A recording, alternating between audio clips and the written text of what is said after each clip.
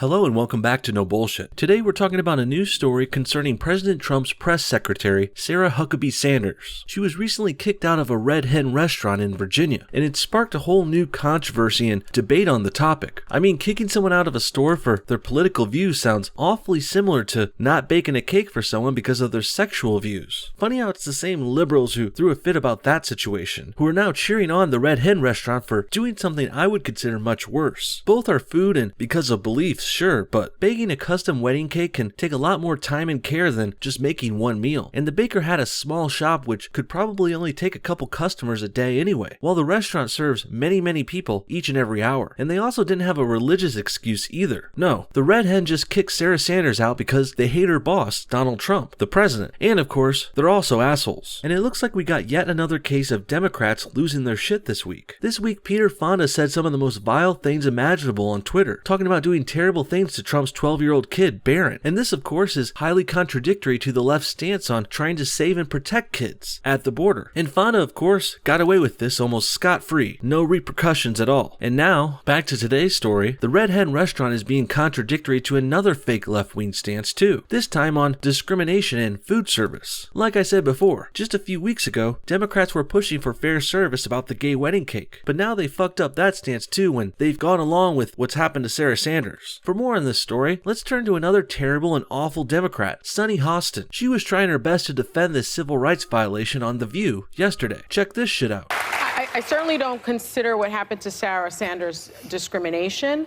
And I will say, when you are a public servant, you serve the public. Not a great start, Sunny. It was discrimination, first of all. She was kicked out of there because of her job and beliefs that align with conservatism Trump. And since you provide no explanation as to why it's not discrimination, I'm going to just assume you're just saying that to try and soften up this obviously bad thing the restaurant did, which reflects badly on Democrats. I think she was asked to leave. Her family was eating and her friends were eating, and apparently the restaurant owner and Sarah Sanders had a cordial conversation, and she just said, you know, I'd like you to leave.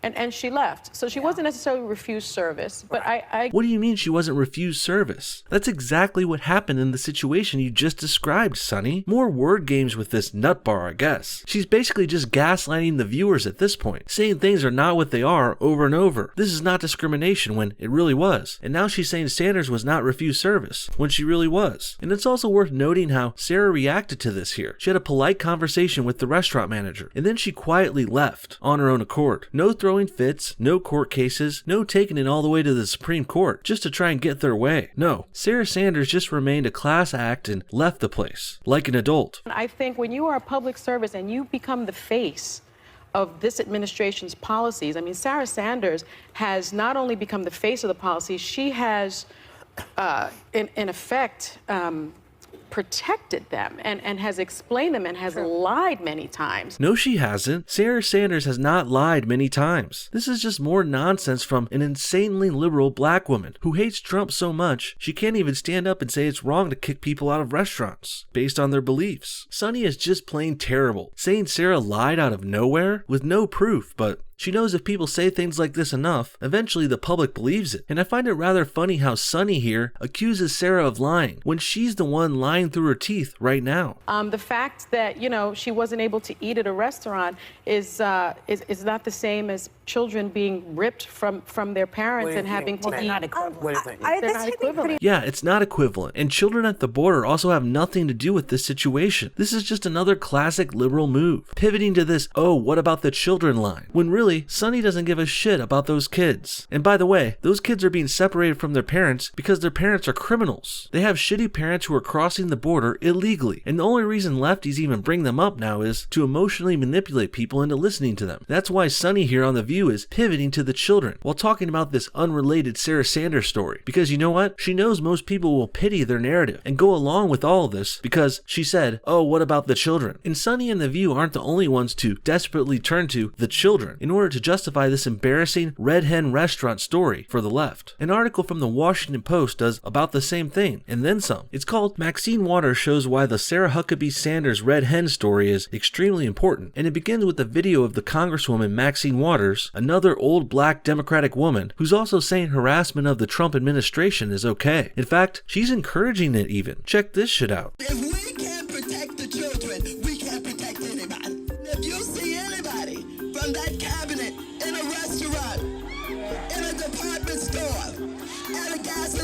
demonstration. You get out and you create a crowd.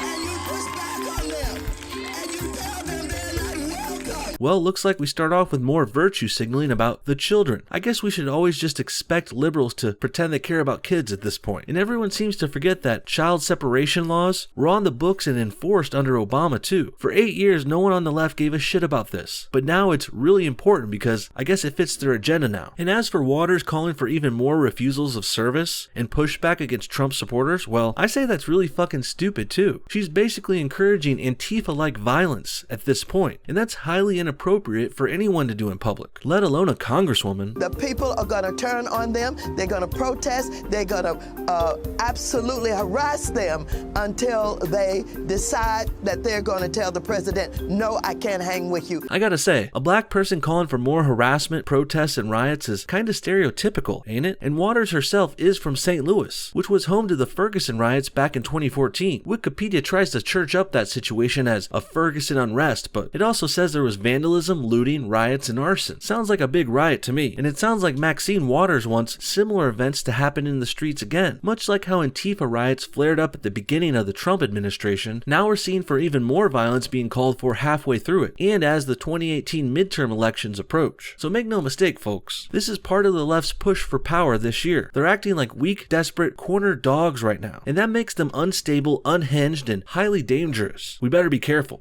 Not in D.C. Not in the U.S. Not in D.C. Not in the U.S. Not in D.C.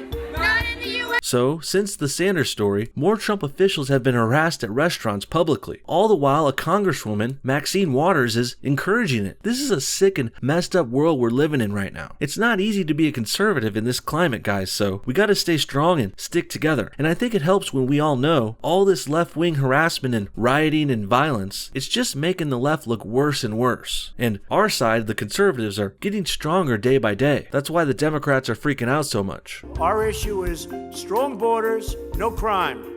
Their issue is open borders.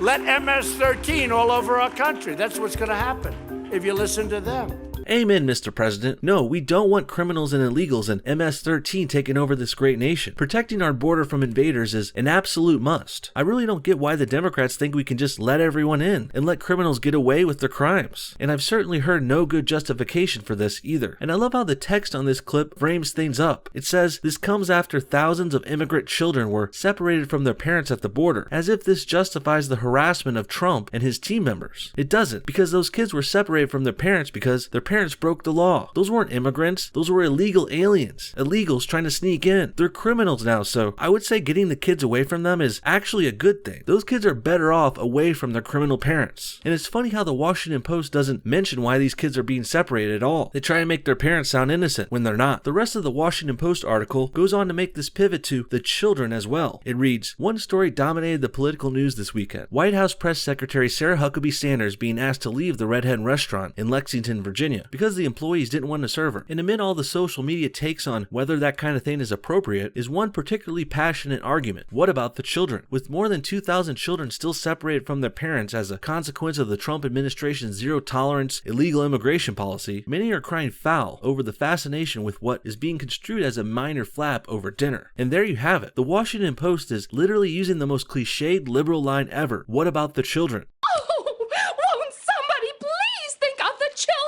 And they're using it unironically here. It's almost like the liberals will exploit children in any situation possible. Hell, they'll even throw that line into places it doesn't fit. Sarah Sanders got kicked out of a restaurant for discriminatory reasons? Well, what about the children? Harvey Weinstein sexually abused actresses for years. But what about the children? Hell, someone could go out and start decapitating conservatives in the streets today, and Democrats would defend it by saying, hey, what about the children? They're really getting that absurd and desperate. And here's a couple of other tweets from liberals doing exactly that about the Sarah Sanders controversy. First, Sam Stein says, the main story is neither a jacket nor a magazine cover, nor a restaurant service policies. It's 2,300 kids being separated from their parents by the government and said government's inability to reunite them. Again, conveniently leaving out the reason why they were separated. The US government isn't going out into Mexico and splitting up families for no reason, you jackass. What's happening is families are trying to sneak into the US and they're getting caught. That's why the government is separating their kids from them, because they broke the law. If you don't want that to to happen if you don't want to lose your kids. That's pretty easy to avoid. Stop committing crimes. Stop trying to cross the border illegally, you fucking morons. Next, Rhonda Sherman says, can we get off the red hen and refocus on the children? Full focus, laser focus, legal focus, media focus. Yeah, you know what? I would want to direct attention away from this huge and embarrassing failure too, which is what this red hen story is becoming for Democrats. If I was a lefty, God forbid, but if I was, I could see why they wouldn't want people talking about a discriminatory restaurant and how Democrats support it, right after the left just made a big fuss about a supposedly discriminatory bakery. Rather embarrassing situation, but I guess just saying the children in all caps is enough to make Democrats forget all about it, but it's not going to work on me, Rhonda. Sorry. Later, this same Washington Post article goes on to further try and justify this disgraceful left-wing hypocrisy and failure. They say, to the first point, the Sanders red hen situation was unearthed or perhaps vivified a growing sentiment in our society. It is seen in liberals and opponents of President Trump who are done with playing nice. It is apparent as the Democratic Party gradually sheds Michelle Obama's declaration that when they go low, we go high, and trading it for we fight fire with fire. It is born of frustration and lack of results after abiding by the norms of political discourse while Trump and his allies run roughshed over all the old rules. Total bullshit, but let's read on. And from the standpoint, it's an understandable reaction. Democrats, the logic goes, are unilaterally disarming by not adopting the kind of extreme tactics that Trump regularly employs. No list of the tactics, but I guess we don't need that. They just believe anything nowadays. Democrats, with some good reason, feel as if their side of the political debate is being played for fools, because they are fools. They got something right here. Whether specific actions like the one taken Friday are appropriate is another question entirely. The Washington Post editorial board has warned against this kind of thing, as has former top Barack Obama White House official David Axelrod. Here we see the article trying to say, oh, they're just doing it because this is what Trump people do. We're fighting fire with fire, they claim, but of course, that's utter nonsense. Conservative restaurants aren't kicking out Democrats. We're not forming violent groups to start riots like Antifa. We don't have politicians encouraging things like Maxine Waters is, harassment and violence in the streets. The truth is, the left has lied and vilified conservatives for so long, they're really starting to believe their own bullshit. People like Sonny on The View say Trump's policies are oh so terrible, without any details. And they say Sarah Sanders lies all the time, without any proof or backup. Maxine Waters says they need to take it to the streets and continue harassing conservatives, because we deserve it, apparently, but there's no explanation for why. Hell, the Washington Post is saying this is tit for tat too. It's starting to seem more and more like liberals really do think lies, violence, and manipulation are okay, as long as they're doing it. The truth is, it's always been the left who's been lying and being terrible and discriminatory, and they're the ones calling for harassment and violence. And then when they get called out for it, they either pretend they're fighting fire with fire, as if the conservatives attacked first, which we didn't, or they go to their old classic, what about the children? As if asking that question makes everything else go away. And also, I hate how liberals act as if their party is the one who cares about kids. Yeah, fucking right. Democrats are the party who exploits kids in order to get their way any chance they can. And a side note, they're also the pro-abortion party, who would have had a lot of these kids killed in the womb if they had the chance. Just saying. So, sitting here and pretending the lefties are actual humanitarians who care about children is just plain stupid. In the end, Sarah Sanders was wrongly kicked out of the Red Hen restaurant, and her story is important because now we can see where this narrative is going. Sure, getting kicked out of the restaurant isn't that big a deal, but it's important the way things have moved forward now. Now we got a Congresswoman, Maxine Waters, advocating for more fucked up behavior like that, and it's turned into a whole big mess. And what we're really seeing here a lot of today is the selective outrage from the left and their corrupt moral compasses, which change every day to whichever way suits them currently. First, they pretend to care about food service discrimination, like with the gay wedding cake. But then when another restaurant is discriminatory to a conservative Trump official, well, they don't like that person, so they say fuck it, discrimination is fine now. And they'll follow that up with saying, hey, look at the poor children. And this leads to the left pretending they care about child separation. But that's not true either, because none of these lefties said anything about it when the same thing happened under Barack Hussein Obama for 8 years. In fact, Democrats don't even really care about the kids at all, because at the same time this week, we saw Peter Fonda harass and call for the raping of children of conservatives like Barron Trump and Sarah Sanders' kids, but no one said anything about it. No one condemned him or fired him or chastised him publicly or anything. I think you guys get my point then. Liberals really don't care about equal rights or children or child separation at the border. All they actually care about is money and power and getting votes, like the votes of the gays and the illegal immigrants they're trying to force into this already crowded and strapped country. What do you guys think? Should the Red Hen restaurant have kicked out Sarah Sanders? Was that discriminatory, or was it justified? And what about Maxine Waters calling for more harassment? Do you think a white male conservative politician would have gotten away with saying something like that about the Democrats? Comment your thoughts on everything below, and thanks for watching No Bullshit. See y'all next time.